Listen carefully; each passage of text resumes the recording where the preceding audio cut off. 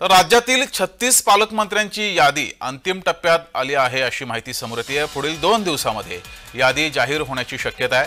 प्रमुख नेत्यांची फोनवरून चर्चा झाल्याची माहिती सुद्धा समोर येते आहे।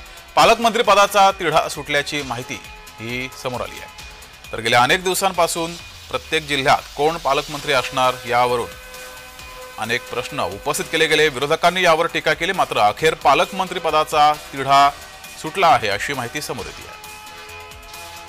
अधिक माहिती घेऊया, आपले प्रतिनिधी शुभम उमाळे आपल्या सोबत जोडलेत। शुभम, विरोधकांनी पालकमंत्री कधी नेमणार असा सवाल उपस्थित केलेला होता, मात्र आता पुढच्या 2 दिवसांमध्ये यादी जाहीर होईल अशी शक्यता आहे। जगदीश, विश्वसनीय सूत्रांकडून अशी माहिती मिळत आहे की राज्यातील 36 जिल्ह्यांचे 36 पालकमंत्र्यांची यादी जी आहे ती आता कुठेतरी ठरलेली आहे आणि काल रात्री जी आहे मुख्यमंत्री आणि दोन्ही उपमुख्यमंत्री यांची जी आहे फोनवरून चर्चा झालेली आहे आणि पालकमंत्री पदाबाबत जी आहे चर्चा झालेली आहे।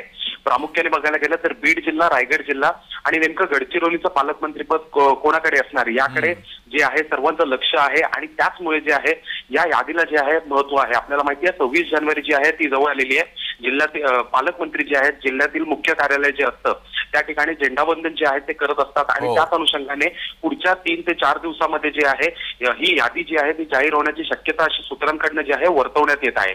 त्यामुळे महायुती सरकारचं आता शेवटचं जे राहिलेलं आहे पालकमंत्री कोण असतील याबद्दल देखील आता पुढील 3 दिवसात जे आहे शिक्कामोर्तब होण्याची शक्यता जी आहे ती वर्तवण्यात येत आहे सूत्रांकडून। जगदीश, धन्यवाद शुभम दिलेल्या माहितीबद्दल।